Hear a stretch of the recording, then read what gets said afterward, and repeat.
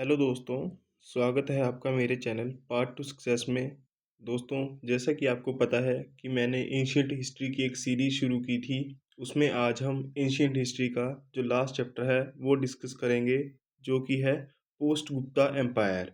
ठीक है कि जो गुप्ता एम्पायर के बाद जो छोटी छोटी डायनेस्टीज उभर के आई थी उनके बारे में हम डिस्कशन करेंगे। ठीक है, तो चलो दोस्तों, आज का वीडियो हम शुरू करते हैं।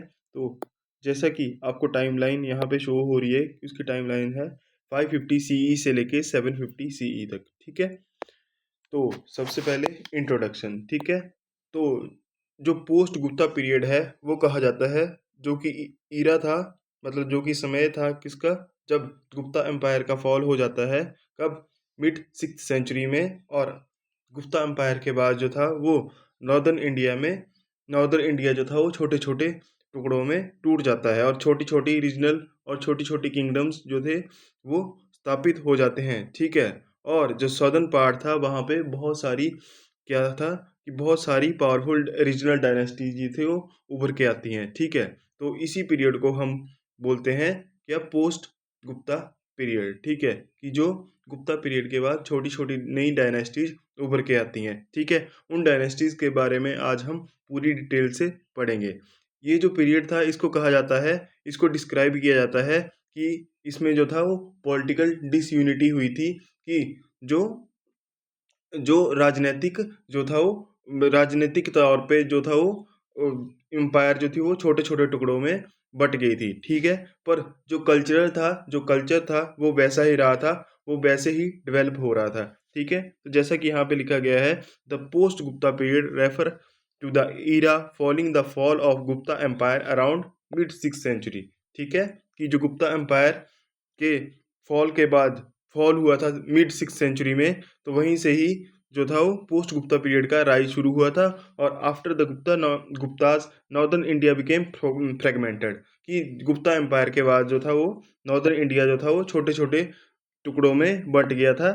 ठीक है, और जो सदर्न इंडिया था वो क्या था, वहाँ पे बहुत सारी छोटी छोटी छोटी रीजनल डायनेस्टीज थी वो, मतलब काफ़ी पावरफुल होके उभर के आई। ठीक है, और इसी पीरियड में क्या हुआ था कि वो पॉलिटिकल डिसयूनिटी देखी गई थी, पर जो कल्चरल कॉन्टिन्यूटी थी वो वैसे ही जारी रही। ठीक है, अब हम बात करते हैं कि वो कॉज क्या थे जिस कारण की गुप्ता एम्पायर का जो था डिक्लाइन हुआ। ठीक है, तो सबसे पहले क्या था कि ह्यूनाज ने इन्वेड किया था। ठीक है, वो जो थे वो कहाँ से आए थे, सेंट्रल एशिया से। ठीक है, कौन थे, मेनली वाइट ह्यूनाज। ठीक है, जो कि सेंट्रल एशिया से आए थे, तो वो उन्होंने बार बार अटैक किया गुप्ता एम्पायर पे, जिस कारण गुप्ताज का जो कंट्रोल था गुप्ता एम्पायर पे वो वीक हो गया। और जो भी लेटर गुप्ताज थे, ठीक है, वो इतने सक्सेसफुल रूलर नहीं थे।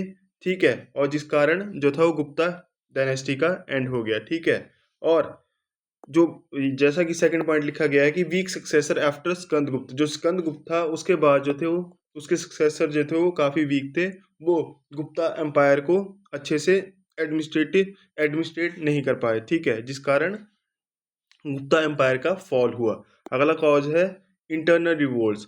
ठीक है, कि वो आपसी में भी जो इंटरनली भी जो थे वो उनमें झगड़े शुरू हो गए। ठीक है, जिस कारण जो था बहुत सारी रियासतें उनसे उन्होंने खो दी। ठीक है, और economic decline due to heavy wars and reduce trade. क्या हुआ कि बहुत सारे हुए उनके, जिस कारण मतलब जो पैसे की कमी होगी और जो ट्रेड था वो भी घट गया। ठीक है, और जो feudalism growth weaken central authority, मतलब फ्यूडलिटी मतलब जो सामंत थे, सामंतवाद था, उसने क्या किया, उसने सेंट्रल अथॉरिटी को या केंद्रीय सत्ता को कमजोर कर दिया। ठीक है, ठीक है, अब बात आती है आगे, जो मेजर किंगडम्स या डायनेस्टी जो थी वो गुप्ता एम्पायर के बाद देखी गई, जिनको हम बोलते हैं पोस्ट गुप्ता पीरियड। ठीक है, तो सबसे पहले जो डायनेस्टी है वो वर्धमान डायनेस्टी। ठीक है, जिसको जिसको जिसको फाउंड किया था पुष्यभूतिज ने। ठीक है, और इसके जो मेन रूलर थे वो थे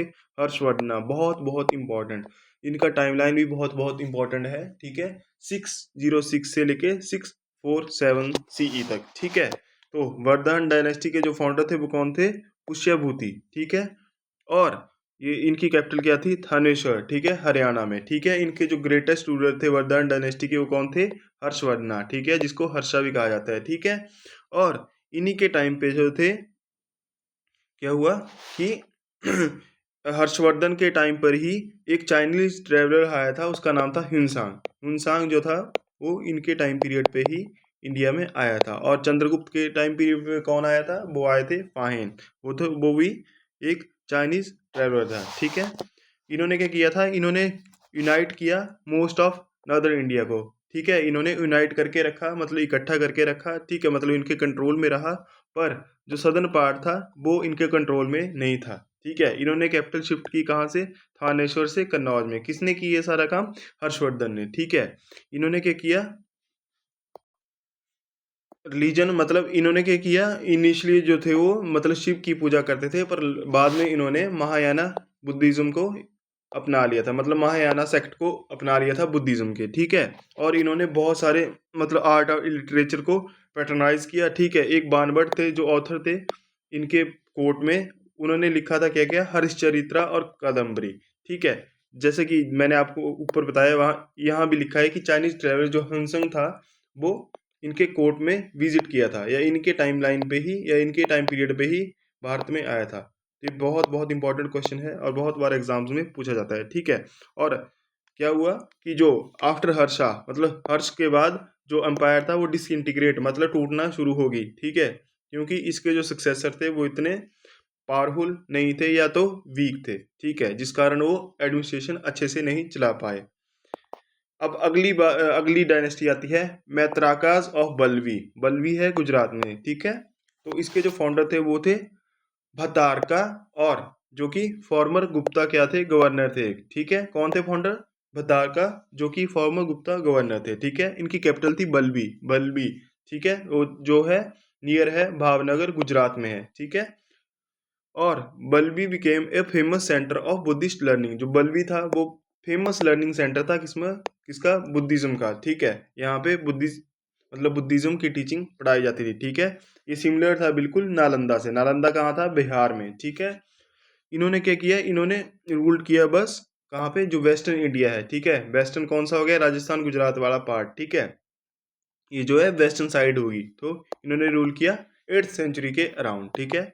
अब अगली डायनेस्टी जो थी वो थी मुखारिस ऑफ कन्नौज। मुखारिस थे कहाँ के? कन्नौज के, ठीक है। ये कॉन्टेम्परेरी थे लेटर गुप्ताज के, और इनकी कैपिटल थी कन्नौज। और इन्होंने क्या किया? इन्होंने बहुत सी स्ट्रॉन्ग आर्मी को मेंटेन करके रखा और एक अच्छा एडमिनिस्ट्रेशन मेंटेन करके रखा, ठीक है। और बाद में ये मर्ज हो गए थे किसके साथ? हर्षवर्धना के साथ, ठीक है, ठीक है। हर्षवर्धना के साथ ये मर्ज हो गए थे, मिल गए थे, ठीक है, सम्मिलित हो गए थे, ठीक है। अब अगली बात आती है, जो लेटर गुप्ताज थे वो कहाँ के? मगध रीजन के, मगध रीजन के, ठीक है। ये जो थे ये थे सक्सेसर थे गुप्ता डायनेस्टी के, कहाँ पे? बिहार में, बिहार में, ठीक है। कहाँ पे? बिहार में। इनकी कैपिटल थी मगधा और मालवा, ठीक है। मगधा और मालवा जो थी इनकी कैपिटल थी। और इनके जो इंपॉर्टेंट रूलर है वो है कृष्णा गुप्ता, कृष्णा गुप्ता, ठीक है। इन्होंने इन्वेजन फेस किया था किसका? मुखारिस का और हर्षा का। हर्ष ने भी इनके टाइम पे ही इन्वेड किया था, ठीक है। अब अगली डायनेस्टी है वो है गुजारा प्रतिहारा, प्रतिहारा, ठीक है। इंपॉर्टेंट है ये भी, गुजारा प्रतिहारा, ठीक है।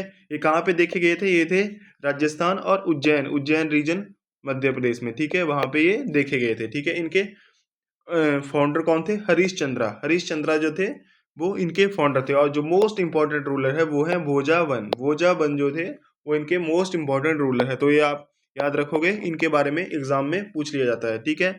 इन्होंने क्या किया था? इन्होंने बैटल लड़ी थी किसके साथ? पालाज के साथ, जो थे बंगाल के, ठीक है। और राष्ट्रकूटास के साथ, जो कि डेक्कन के थे। डेक्कन जो है हमारा सदर्न इंडिया का पार्ट आ गया, ठीक है। और किस किस चीज के लिए इन्होंने लड़े थे ये पालाज और राष्ट्रकूटास के साथ? कन्नौज को कंट्रोल करने के लिए, ठीक है, कन्नौज को कंट्रोल करने के लिए, ठीक है। और इन्होंने क्या किया था? एक ट्रिपर्टाइल स्ट्रगल हुई थी इनकी 8th से 9th सेंचुरी के बीच में, वो भी इन्होंने फॉट की थी। मतलब एक स्ट्रगल हुई थी, ठीक है, मतलब तीन थे उसमें शामिल, मतलब तीन गुट थे उसमें शामिल। वो स्ट्रगल हुई थी कब? 8th और 9th सेंचुरी में, ठीक है। इन्होंने क्या किया? इन्होंने जो अरब का इन्वेजन था उसको रोक के रखा, कहाँ पे? वेस्टर्न इंडिया में, ठीक है। अरब ने जो था वो इन्वेड करना चाहते थे, पर उनको रोक के रखा उन्होंने, ठीक है। वेस्टर्न इंडिया, वेस्टर्न साइड जैसे आ गई, ये कहाँ पे, जो पाकिस्तान और मतलब इंडिया का रीजन है, गुजरात और कौन सा, राजस्थान वाला, ठीक है। तो ये अरब जो थे अफगानिस्तान होके इंडिया में प्रवेश करते थे, ठीक है। अब जो अगली किंगडम है वो है गौड़ा किंगडम, ठीक है। ये कहाँ के थे, ये थे बंगाल के, ठीक है। इनके इंपॉर्टेंट रूलर कौन है, शशांक। शशांक जो थे वो कौन सी डायनेस्टी से रिलेटेड थे, गौड़ डायनेस्टी से, ठीक है। इंपॉर्टेंट है, आप याद रखोगे, ठीक है। कौन थे फाउंडर, शशांका। कौन सी सेंचुरी में, 7th सेंचुरी सीई में, ठीक है। इनकी कैपिटल कहाँ थी, करना सुवराना, ठीक है। यहाँ पे इनकी कैपिटल थी। ये कहाँ पे है, मुर्शिदाबाद, बंगाल में, ठीक है। और ये जो थे राइवल थे किसके, हर्षा के और भास्करा वर्मन के, ठीक है, जो कि कहाँ के थे, असम के, ठीक है। इन्होंने प्रमोट किया किसको, सैविज्म को, ठीक है। इन्होंने जो सैविज्म कल्ट था उसको, या कल्ट को प्रमोट किया, ठीक है। अगली जो डायनेस्टी है वो है पालाज ऑफ बंगाल। पालाज थे कहाँ के, बंगाल के, ठीक है। ये कब थे, 8th से 12th सेंचुरी सी तक, ठीक है। इनके फाउंडर है कौन, गोपालाज। आपको कम से कम जो डायनेस्टीज मैं बता रहा हूँ उनके फाउंडर के बारे में और जो इनके इंपॉर्टेंट रूलर हैं उनके बारे में तो पता होना ही चाहिए, ठीक है। ये एग्जाम में पूछा जाता है डायरेक्टली। और इनको, इनके बाद जो थे वो कौन थे, धर्मपाला और देवपाला, ठीक है। इसके फाउंडर थे। इन्होंने प्रमोट किया किसको, बुद्धिज्म को प्रमोट किया। और इन्होंने सपोर्ट किया किसको, जब बुद्धिज्म को प्रमोट करेंगे तो उनके जो लर्निंग सेंटर थे उनको भी वो सपोर्ट करेंगे, जैसे नालंदा और विक्रमशिला, ठीक है। इन यूनिवर्सिटीज़ को इन्होंने सपोर्ट किया, ठीक है। ये जो डोमिनेट थे वो कहाँ पे थे, कहाँ पे डोमिनेट करते थे, ईस्टर्न साइड में थे, ईस्टर्न इंडिया में डोमिनेट करते थे। और इसके बाद जब हर्ष का हर्ष की एम्पायर का डिक्लाइन हो जाता है उसके बाद ये ईस्टर्न इंडिया में डोमिनेट करते हैं। कौन सी साइड, ईस्टर्न साइड में, जैसे वेस्ट बंगाल हो गया, ठीक है। इस साइड ये रूल करते थे, ठीक है। अब बात आती है जो अगली किंगडम थी वो थी राजपूत किंगडम्स, ठीक है। ये जो उभर के आए किसके बाद, गुप्ताज के बाद, स्पेशली कहाँ कहाँ पे, राजस्थान में और सेंट्रल इंडिया में, ठीक है। इनकी जो प्रोमिनेंट जो क्लेंस थी, इनके जो वंश थे वो कौन कौन से थे, वो थे चौहान थे, सोलंकी थे, परमार थे और गढ़वालाज थे, ठीक है। गढ़वालाज थे, ठीक है। गढ़वालाज थे, कौन कौन से, चौहान, सोलंकी, परमाराज और गढ़वालाज, ठीक है। ये जो थे इनके क्लेंस थी, ठीक है। और ये जो थे ये जाने जाते थे अपने वारफेयर के लिए, टेम्पर मतलब टेम्पल आर्किटेक्चर के लिए, ठीक है। इन्होंने इम्पोर्टेंट रोल प्ले किया किसमें, इन्होंने इम्पोर्टेंट रोल प्ले किया कब तक, दिल्ली सल्तनत तक। जब दिल्ली सल्तनत की शुरुआत नहीं होगी तब तक इन्होंने बहुत ज़्यादा महत्वपूर्ण रोल अपना अदा किया, ठीक है। अब बात आती है इनके रिलीजन और कल्चर की, ठीक है। हमने बहुत सारी मतलब बहुत सारी डायनेस्टीज पढ़ी, कितनी 8 डायनेस्टीज पढ़ी, ठीक है। उनके बारे में जाना, उनके फाउंडर कौन थे, उनकी कैपिटल क्या थी, उनके जो इम्पोर्टेंट रूलर थे क्या कौन थे, और उन्होंने क्या क्या काम किए, ठीक है। इनके बारे में हमने डिटेल में पढ़ा। अब हम जानते हैं थोड़ा सा इनके रिलीजन और कल्चर के बारे में, ठीक है। इन्होंने क्या किया, हिंदुइज्म को रिवाइव किया स्ट्रांगली, मतलब हिंदुइज्म को आगे बढ़ाया, ठीक है। और जो अगला मतलब नए सेक्ट की एक खोज की वो थे शैविज्म और वैष्णविज्म, ठीक है। शैविज्म और वैष्णविज्म सेक्ट की इन्होंने ही खोज की है, इनको आगे लेके आए, बढ़ाया इन्होंने, ठीक है। पर जो बुद्धिज्म था और जैनिज्म था उनको भी इन्होंने कंटिन्यू रखा, पर वो बाद में धीरे धीरे डिक्लाइन होना शुरू हो गया, कहाँ पे, इंडिया में, ठीक है। इतना इन्फ्लुएंस नहीं रहा किसका, बुद्धिज्म और जैनिज्म का, ठीक है। क्योंकि हिंदुइज्म को ये स्ट्रांगली रिवाइव किया इन्होंने, ठीक है। भक्ति, और यहीं से ही इसके बाद ही जल्दी से क्या हो गया, भक्ति मूवमेंट्स जो थी वो स्टार्ट होगी, ठीक है। भक्ति मूवमेंट ये भी एक अलग सा चैप्टर है, उसको भी हम डिटेल में पढ़ेंगे। वहाँ पे जो भी भक्ति मूवमेंट के इंपॉर्टेंट सेंट्स हुए हैं उनके बारे में हम डिटेल से पढ़ेंगे, ठीक है। इन्होंने बहुत सारे मंदिर बनवाए, जैसे कि दशावतारा टेम्पल देवगढ़ में है, ठीक है। मुक्तेश्वरा टेम्पल कहाँ पे, उड़ीसा में। इनके जो कल्चर और जो रिलीजन था उसको दर्शाते हैं, और एक बहुत मतलब आर्ट को शो करते हैं जो कि इंडिया में उस टाइम प्रेजेंट था, ठीक है। अब बात आती है आर्ट, लिटरेचर और एजुकेशन, ठीक है। लिटरेरी वर्क, मतलब बहुत सारे लिटरेरी वर्क फ्लरिश्ड हुए इनके मतलब जो रीजनल डायनेस्टी थी उनके जो राजा थे उनके टाइम पीरियड में, ठीक है। जैसे बहुत सारे जो थे वो क्या बोलते हैं, पोइट्स थे इनके कोर्स में, जैसे बाणभट्ट हो गए, डंडिन हो गए, भैरवी हो गया, ये जो थे बहुत सारे राइटर्स थे, ठीक है, लेखक थे इन डायनेस्टीज के टाइम पे, ठीक है। नालंदा और बलवी जो थी यूनिवर्सिटीज थी, वो फेमस सेंटर उभर के आए, ठीक है, इनके टाइम पीरियड पे, किसके, शिक्षा के, ठीक है। और बहुत सारी जो रीजनल लैंग्वेज थी उनमें आर्ट और आर्किटेक्चर या लिटरेचर का जो था वो लिखना शुरू हो गया, मतलब रीजनल लैंग्वेज में भी बहुत सारे लिटरेचर लिखे जाने लगे, ठीक है। तो इन्होंने इम्पोर्टेंट रोल प्ले किया है आर्ट, लिटरेचर और एजुकेशन के फील्ड में, ठीक है। अब बात आती है इकॉनमी कैसी थी। तो इनकी भी इकॉनमी जो थी वो एग्रीकल्चरिस्ट थे ये, क्योंकि एग्रीकल्चर जो थी इनकी मेन ऑक्यूपेशन थी, ठीक है। और यहाँ से ही जो ग्रोथ है फ्यूडल सिस्टम की वो शुरू हो गई, ठीक है। फ्यूडेटरीज जो सामान थे वो उभर के आए, ठीक है। लैंड जो था वो ग्रांट की जाती थी, दी जाती थी, किसको, ऑफिसर्स को, और जो प्रीस्ट थे, जो पुरोहित थे, उनको लैंड जो थी वो दी जाती थी, ठीक है।